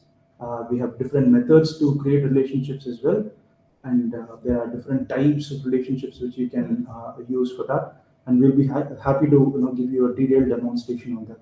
Kindly drop an email to our support. We'll display our support address at the end, and we'll be happy to give you a detailed demo on that. Candice, thank you. Thank you, Arun. So moving on to the next question. Thankfully, we are getting a lot of good questions, Yes. so that's a good thing. So please do keep the questions going on. The whole session is all about answering your questions and giving you an opportunity or a platform where you can reach out to us and ask your questions. So next one is, can or will Service Desk Plus be able to use Microsoft Copilot instead of ChatGPT? Hi, Robert. Thanks for bringing this up. MS Copilot is another thing in process. We are working on the Copilot integration as well, and we are also working on some other local LLMs as well to give you more options to choose from. But right now, it's only ChatGPT. But MS Copilot is in the process. We'll be releasing it soon, and we'll also be bringing more local LLMs as well, so the users can choose the platform. All right, we have another question from Angela. So, is there a better tool to integrate with SDP for an on-call management system? Hmm. Atlassian is ending Obstini their support of it unless you're on their tool. So on-call management system, I think you mean a telephony system which is used in your end to for the agents to get on a call. We do have a default telephony integration as well, which is available as an add-on. Angela, if you're not aware of the telephone integration, again, we'll have to do a separate session with you for that. I've noted the other question as well that you had. We'll probably have a separate session for this, Angela. We'll brief you about the telephone integration that we have. All right, one more question from Angela. So, are the same features available in asset management using SCCM? SCCM is just an integration that we offer. Same features are available. So the features that we explained right now is the features that Service Desk Plus has. So we use SCCM only to bring the assets from the SCCM database into Service Desk Plus. So it's just a sync from SCCM to Service Desk Plus. The other features that are already available is available for all the assets once they are brought into Service Desk Plus. All right, so we have a couple more questions. So, is there any reporting that makes it easier to determine how long a ticket has been open? I also need a report that shows how many times the ticket has changed support groups and to which groups. Yes, Angela. So all these are possible. I agree. You won't be able to find these reports in the default custom report that is available. These have to be some query reports, which our development team will give on demand based on the requirement. So again, kindly drop us an email with the columns that you need in the report and the exact criteria. We'll be able to give a query report for that, Angela. All right. So next question for ChatGPT is it the license versions that keeps our data private? Uh, yes, Angela. So the licensing part of ChatGPT is handled by us. There are two things here. One is the predictive AI, which the Zia uses, is our own model, which is a bundled. That model is bundled within the application. So the predictive AI features, the data will not be sent anywhere. It is within the application. But for the ChatGPT features like the request summary, the reply assistant, for those things, the data will be shared with ChatGPT. It's basically the content that you type in the chat box for generating the replies and also the description of the email to get the summary. So that's with the OpenAI ChatGPT, and the licenses are handled by us. Yes. All right. So next question: will we have the option to disable ChatGPT or Copilot in Service Desk Plus? Should we decide not to use it? Oh yes, obviously, Junior. So this is just a feature that is available, and if you don't want to use it, it's just that you don't have to enable it. So it is not something that is mandated or available by default. It is a feature. It is an integration that is available, and only if the integration is made and enabled, you will get this ChatGPT integration. If not, it is just turned off by default. All right. So next question: are there any options for separate priority matrix tables? For example, like for service requests, incidents, and changes. Okay, thanks for that. Right now, the priority matrix that is available is common for all the priorities across the modules. But we'd like to know more about this requirement on why you would need different priority matrix on different modules. This is a good use case which will enable us to think broader in your requirement. So I would kindly request you to drop an email. We'll have a discussion with you on the requirement and look to forward we can incorporate this feature in our future releases. But right now, the priority matrix that is available is standard for all the modules. All right, thank you for that. Okay, so now we're going to pick some questions that were asked to us in the forum post that we posted earlier. So, in case you're not aware, we do have a forum, right, at Community Pizza, and there we do make a post where we inform that the AMA is happening, and you can ask your questions there as well. In case you missed it, do look out for the next AMA that we do. The next one would be in November, so just keep an eye out for that. All right. So the question we're going to be looking at now is when Service Desk Plus, when using Service Desk Plus, if an email is sent to a user from the application, can the technician assigned to the ticket respond to the emails through Outlook and continue the conversation? Yes, thanks for bringing this up. So we had a feature released a couple of versions back called Service Desk for Outlook actionable messages. We have actionable cards in Outlook which will help you do this. We have to integrate the Service Desk Plus with your Outlook by registering an app in the Azure portal. So once that is done, what happens is once you get the notification email into your Outlook, the notification email comes with some action buttons where the technician from within his Outlook can just click on the action buttons and add a reply or pick the request, resolve the request. You can do multiple actions from within the Outlook screen without having to switch windows to Service Desk. Yes, this is possible through the actionable messages integration. Yeah, so that can save us a lot of time, right? Yes. And we can just perform service Yes. actions right within our Outlook mailbox. All right, so moving on to the next question. Can Service Desk Plus on-premises and cloud instances be linked? Okay, this is an interesting one. It actually makes us wonder why an organization would need both on-prem and the on-demand version of Service Desk. But yeah, I do understand. I mean, some of the departments might prefer the hosted version, so they would like to go with the cloud version of Service Desk Plus, while the IT or HR, the other departments would like to stay in the on-prem version. So when we talk about linking both these Service Desk Plus cloud and the on-prem versions, we actually don't have a direct integration option since both are the same platform. But as you know, the Service Desk Plus application, both the cloud and the on-prem, has the REST API capability using which we can make each other talk and have integrations on the required modules across the cloud and on-prem versions. So yes, it is possible to link them through REST API. All right, next question. Can Service Desk Plus be integrated with Atlassian's Jira with the ability to create change requests based on a certain field that is set in Jira? Hi Angela, thanks for this again. So yes, I mean right now the Jira integration offers a standard change request creation based on criteria that we set. But we can work out. I mean, it is anyway a script integration that we do. So if we can sit and work on the requirement that you provide us, we can do some modification and have it work based on field that is set in Jira. So that should be possible again, as it is all done through scripting. So it can also be done through a certain field as well. Thank you for that, Anji. All right, next one is a very simple question, but also I think a very important question. How can I verify that I'm on the most recent version of Service Desk Plus? Yeah, and I think everyone should be knowing this by this time. So it is very simple. Once you log into Service Desk, we will just show you this so you don't have any confusion.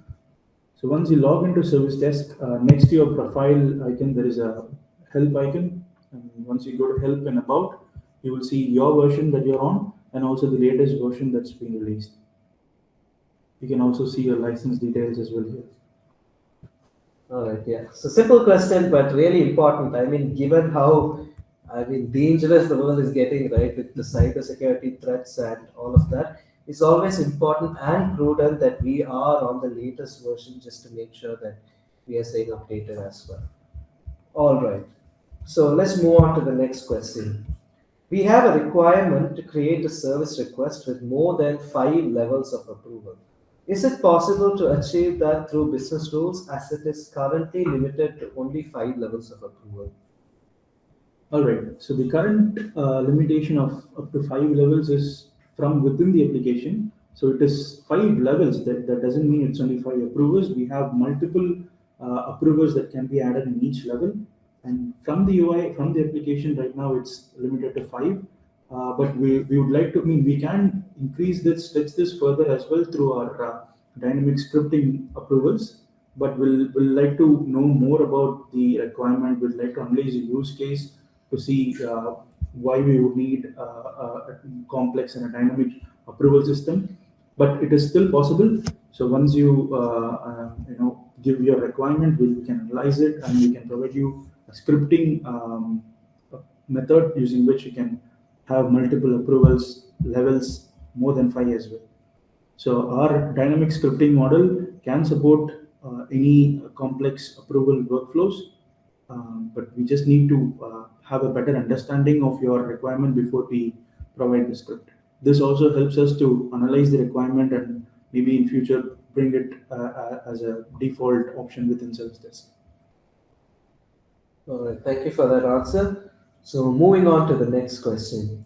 Can we configure customer server monitoring with Site 24/7 and automate ticket logging? Does it support internet link monitoring and stability? Yes, so Site 24/7, for the guys who don't know it, it is also another managed engine application. It is used to monitor the websites, servers, and the applications. So, should an incident occur in your web servers or applications, you can, by integrating Site 24/7 with Service Desk Plus, you can directly create an incident, that incident as a ticket in Service Desk Plus. And this also allows us to perform certain Site 24/7 actions from within Service Desk. For example, you can let's say there's a low disk space in one of your servers. From within Service Desk Plus, with just a click of a button, you can clear logs or empty some space in your server from within Service Desk. You can initiate a DB backup. You can run upgrade. You can restart a server. So these kind of operations can be performed from within Service Desk Plus directly to your Site 24/7 servers if the integration is in place. So yes, it is possible. Thank you for that. So, in case you are not aware, Manage Engine does offer an entire suite of software that is helps you manage and maintain your entire IT infrastructure for your organization. So, please do feel free to check out the rest of our Manage Engine software as well, because we integrate tightly with them, and it can just help you bring all of your IT management under one roof. Okay, next question. Is there a field in AD that support a ServiceDesk Plus can use to verify that the caller is really the caller, like an employee ID?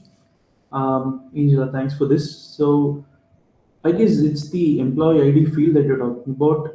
If that's the case, then we can directly, import the employee ID information into Service Desk as well. Like when you do an AD import, we can map the employee ID field and import the user with this info. So any user that is imported into Service Desk from your AD should be a legitimate user. So that shouldn't cause this confusion. Um, yeah, I think that's it. All right, perfect. So the next question. Is there any ways after uploading assets using a .svc file, we can still associate each asset to a specific user automatically using a script or some rules? Right now, I can only do it manually and it is extremely time consuming. I understand this, Junior. Thanks for this. Right now we do this using Endpoint Central. There is a feature where you can assign the asset to a user based on the last login information. So the Endpoint Central has the ability to assign the asset to the user based on whoever has logged into the user frequently in the last time. So that's the automation that we have for assigning an asset. But other than that, you can do it, as you said, you can do it using a CSV as well. So it's either based on the CSV, or we can use the last login method for auto assignment. All right, so we have another question. Is it possible to map certain fields to a ticket in a ticket to the Jira card creation integration? Yes, so Clifton, thanks for this. Once the Jira is integrated into ServiceDesk, once you invoke the action, you will see a screen where you can map the fields. This is also handled during the integration as well. So to answer this, yes, we can map fields and create a Jira change or from the ticket. Yes, it is possible. Next question. Do I need a server for Endpoint Central? Yes, Junior, obviously Endpoint Central. If you already have a purchased version of Endpoint Central, that will be on a server already. If not, if you're using the bundled version, you don't have to install it separately. So it gets installed automatically when you install Service Desk Plus in the same server. All right, so let's move on to the next question. Okay, this is a bit of an interesting open-ended question. So, what are some major AI features that we can expect in Service Desk Plus this year? All right. So we currently are working. I mean, we have a major workload which is working on the AI roadmap that is for this year. I mean, not entirely this year. We have a roadmap that is projected for this year. So we are building on a conversational bot, which kind of understands the user's input and delivers an intelligent and real-time response to the users. A conversational AI bot is being built, and we are also using AI to build a workflow. We can also in future you can bring in. I mean, you can build a workflow using the AI's assistance. That is like you can to build a workflow for any module. You can just type in your requirements, and the AI will build a workflow which is achievable in Service Desk Plus. That is another thing that we are building, and we also have AI tools which we are bringing in, and I mean, right now it's only ChatGPT. We are also bringing in Microsoft Copilot, and we also have some local LLMs that is being brought in to give you options to choose from. And we are also working on a proactive problem management using AI. That is, the AI will be able to detect similar incidents, and it will suggest the problem creation, and it will also suggest you an approach based on the recent trends as well. So these are the immediate roadmap that we have for our AI, and hopefully we have it soon. All right, so moving on to the next question. Follow up from Clifton. So, how about if we had the integration enabled for a while? Do I disable and re-enable to get the fields mapped? So it's a follow up to the Okay, previous so question it's for the about the Jira Jira integration. integration that we have. Enabled, yeah. So when you have it enabled and when you disable it, the integration goes off. But it is a file level integration that we have. So once you enable it back, it will come as it was earlier. So you don't have to redo the configurations again. Thank you, Gupta. All right, so we just have a few more questions. So, thank you all so much for taking the time to ask all of these questions. It has been a really insightful and interactive session, and we're very thankful for that. Okay, just as I say that, we got another question. So, Yes. have you guys done any integrations with Zoho Desk? Thanks for bringing this up. So there is no direct integration available right now with Zoho Desk, but there is a platform called Zoho Flow, which is Zoho's platform to enable integrations. So using Zoho Flow, we can probably build a connector which can connect with Zoho Desk. So that is possible, but it is not out of the box. So the first question we have is, does the two-factor scope depends on the edition of Service Desk Plus? Well, uh, Two-factor authentication is something that we wanted to make available for all our users, and we, since it is a security factor, we do not want to restrict it for the edition based on the edition. So it is for the help desk, and regardless of the edition you will be using, this feature will be available. Awesome. All right. Let's look at the next question. Can the ChatGPT summary also analyze pictures and screenshots that are in the request or only the text?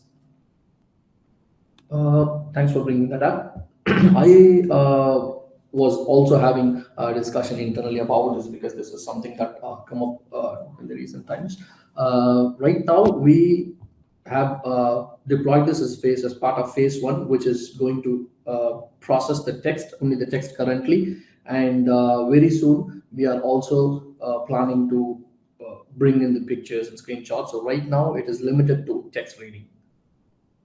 All right, perfect. So let's go over to the next question now that we are talking about AI. So we were looking at a lot of the AI features today, right? Mhm. So with the new ChatGPT integration. So does Zia require an additional license? How can I enable it for my organization? Very similar to the ChatGPT question that came up. Zia is also, I mean, the two-factor authentication question, because this is also something that we wanted to make available for all the editions. So it is available in all the editions of ServiceDesk Plus. So Zia is ready to use and can be deployed anytime for your instance. All right, so we got a question from Robert. So can Cisco's Duo Authenticator be used in place of Google's Authenticator?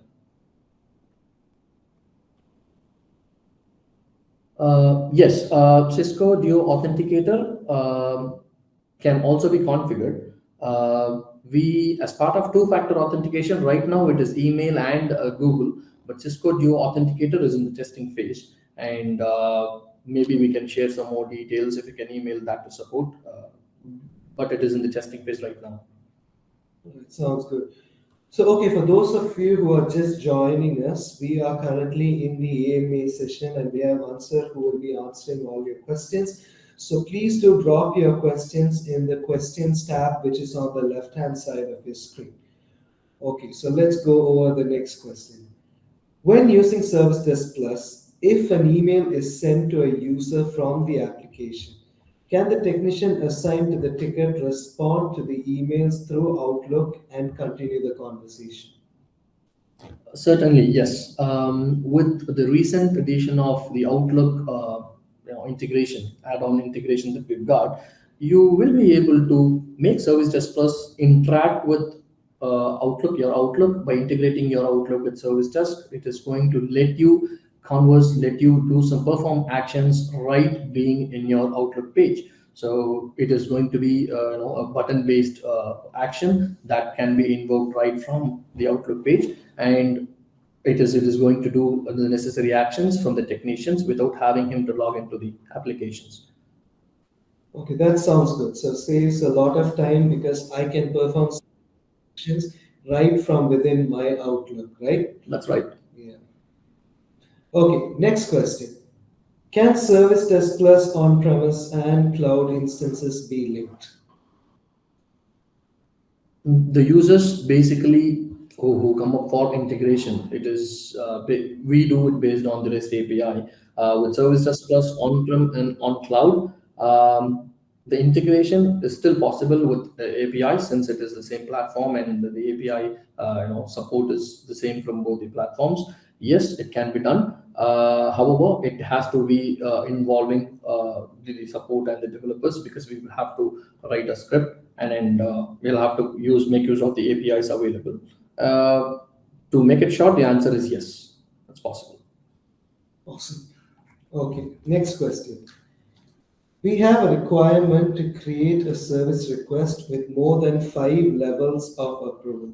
Is it possible to achieve that through business rules as it is currently limited to only 5 levels of approval? It is from the UI standpoint, 5 levels is limited, and we got to actually because it gives you an option to add multiple approvers per stage. However, with the help of custom scripts, it is also possible to add more stages apart from the five that is available by default. Right, sounds good. Okay, now we have another integration question. Can we configure customer server monitoring with Site 24/7 and automate ticket logging? Does it support internet link monitoring and stability as well? Absolutely. Manage Engine Site 24/7 is again another website monitoring tool, and users who use Site 24/7 can also make use of the integration capabilities and can integrate that with ServiceDesk Plus. So the real-time monitoring of your websites is going to be monitored by Site 24/7. Any lag, any issues with that is going to be creating incidents directly with for two service desk plus, and a ticket is going to be logged in service desk plus with the priority that you want. And yes, it is a seamless integration that can help you monitor your websites in real time. All right, thank you for that. Again, just a bit of information for those of you listening. At Manage Engine, we have a comprehensive suite of software that helps you manage your entire IT infrastructure, everything from service delivery to monitoring and so on. And we have tight integrations with all of these applications as well. So if you are interested in it, do check out our website about all the other software that we do provide. All right, another interesting question. What are some major AI features that we can expect in ServiceDesk Plus this year? Well, apart from what we've got currently, as we all know, with the latest technologies, AI has been evolving, and we are, focusing on development of more AIs, which is going to be covering the sentiment analysis. So very soon, there's going to be some improvements on the AI, which is going to detect the tone and sentiment of the customer, having a conversational bot, and there is also going to be we are planning to bring in the workflow generation using AI assistance. So that is going to help you produce a workflow for any module with training with some more accuracy. So that is also going to be in place, and the local LLM support have paving way for all the users to offer various choices, and then letting our customers to select their preferred option with other AI tools as well, OpenAI, and product problem management with in terms of problem management. Incident prediction is going to be in place, so the AI will be capable of predicting the incident that is coming to the help desk system, and will be able to automatically suggest or generate a problem ticket out of it in order to prevent from occurring issues in the future. So that was something that is also going to be in place very soon.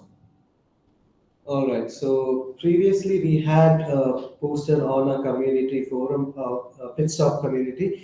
So we do put out posts whenever we do our AMA where we ask you for you to add your questions. So we have some of the questions from that forum post, and we'll just go over those questions as well. Mhm. So, what is the optimal method for establishing relationships between multiple assets? For instance, how should we log instances where two distinct categories of assets are utilized concurrently?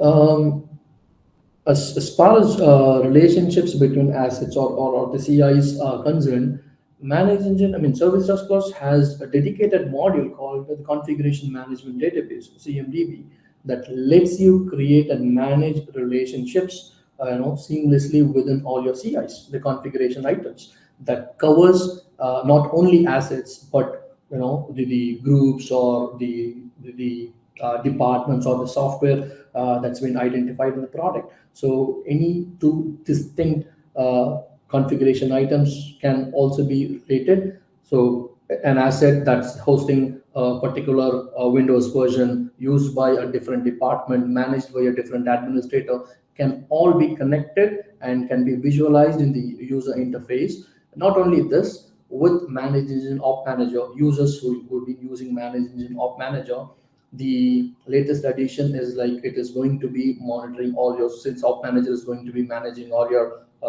endpoints, all your network configuration items. All these relationships that you configure there is also going to be directly sent to ServiceDesk Plus, and the CMDB is also going to interact with all those relationships that it acquires from Op Manager.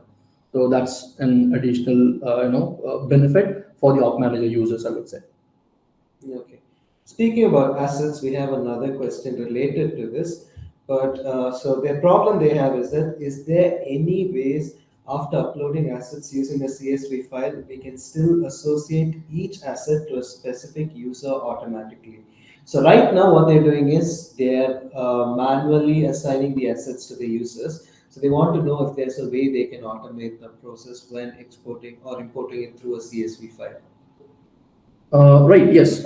Manually assigning a user, making them an owner of an asset is a tedious process. I would agree, because that's something that you got to manually do from the application after you do an import.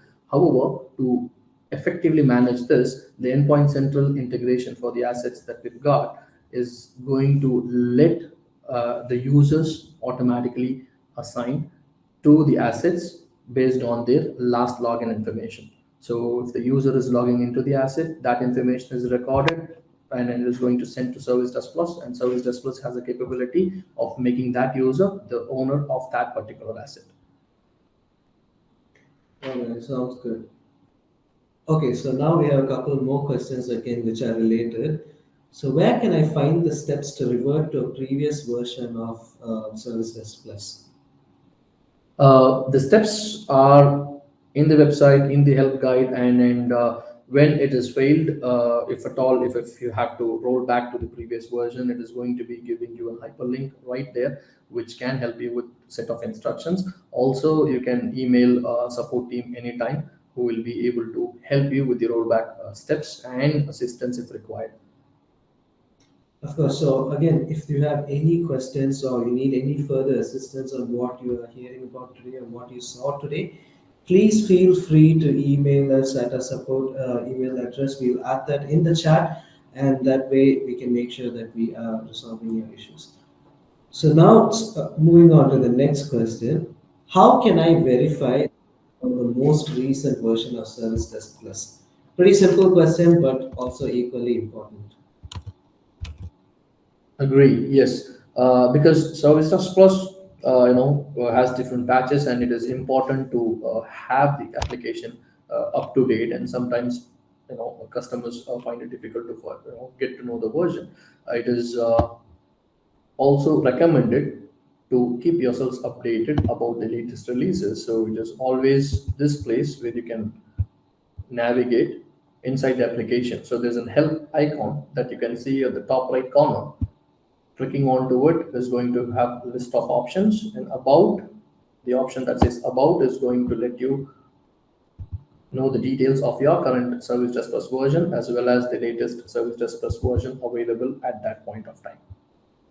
Alright, simple question, but it has a lot of implications, especially at a time where security threats are getting more and more common, and we hear about a lot of downtime just because of security incidents, right? So please make sure you are on the latest version and ensure that you have all the security updates as well. All right, we have another question. I want to use the Zia chatbot in our subdomains from where they can interact with Zia. Is there a way I can achieve this? Well, yes, we will be able to make use of the bot embedded to your website, and it can be externalized anytime as you like. And we have a readily available option in the application for that. Let me show that to you real quick. So heading to admin, and the Zia chatbot widget is going to let the script that is that can be copied anytime and needs to be embedded to your HTML code in your website, and it can be externalized as you like. Perfect. So that means Zia is now available where your end users are. Right? Okay, so we have another question. Is it possible for approvers to be individually assigned or notified in the lifecycle depending on the status in like a service request? So I'll just repeat that question. Is it possible for approvers to be individually assigned or notified in the life cycle depending on the status? Right. There is a life cycle for requests that you can configure covering incident and services. Yes, notification can be customized and based on the transition that you've got. And for the transition that you choose, and then you can have always a notification action added as you like. And when the life cycle reaches that point in time, it is going to be automatically triggering the notifications controlled by the workflow. So yes, it can be seamlessly done. All right, perfect. So what we'll do is we'll wait for another 5 minutes for any further questions.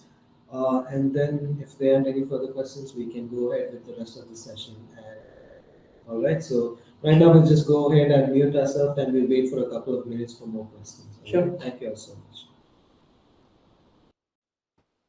All right, we got a couple more questions to go.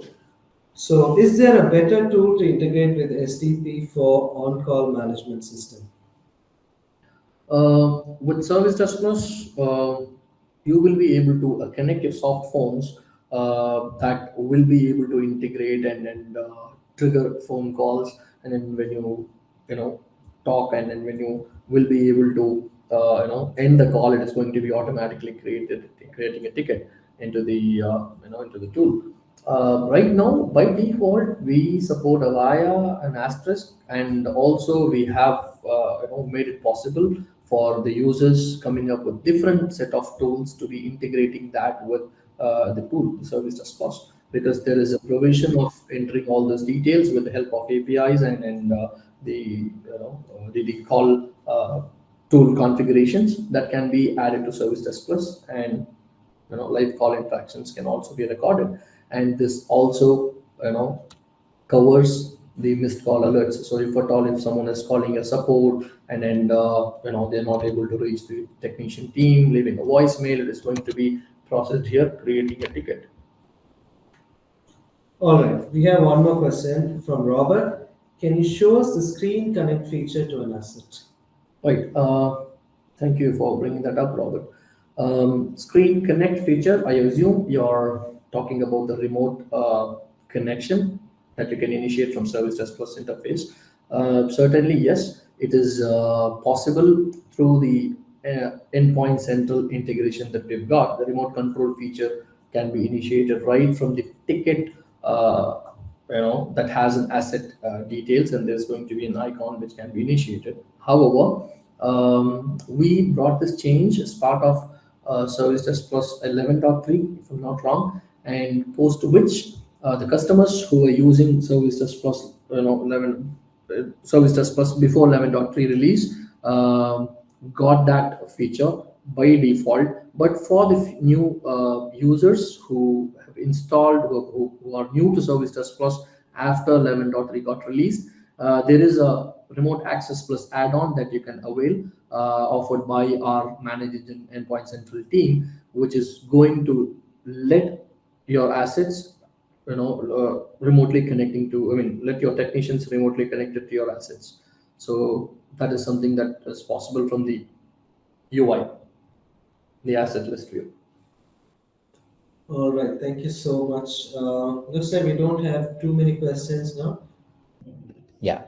So if you'd like to learn more about Service Desk Plus, we have our support portal where you can take a look at our admin guides. So we have a lot of the help documents that can help you configure the various features available in Service Desk Plus, and these are updated as and when new features are released. And you can stay on top of latest releases in the product with our release notes.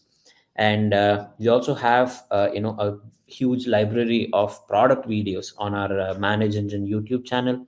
So we have latest updates to the product also added over there. And we also have our masterclass videos that you can always go back and refer to. And we also have our pit stop portal, which is our vibrant community where you can ask your various doubts that you might have. You can also raise your feedback or feature requests, and you can also interact with your own industry peers regarding the best practices that are being followed. And finally, if you have any other feedback or any other questions regarding Service Desk Plus, always feel free to write to us at hello@servicedeskplus.com. Johnson has also added his email ID in the chat, so in case you have any questions regarding your support tickets, you can always write to him. He'll be happy to help you out with them as well. All right. Thank you everyone for joining for today's session. You've been a great crowd. I'd also like to thank Johnson for taking the time to answer all the questions patiently, and of course Kavya for the great feature showcase. I hope all of you can would go back and start implementing these and make the most out of the Service Desk Plus platform. So until next time, we'll see you in July again for our next masterclass episode. Until then, take care and have a good day.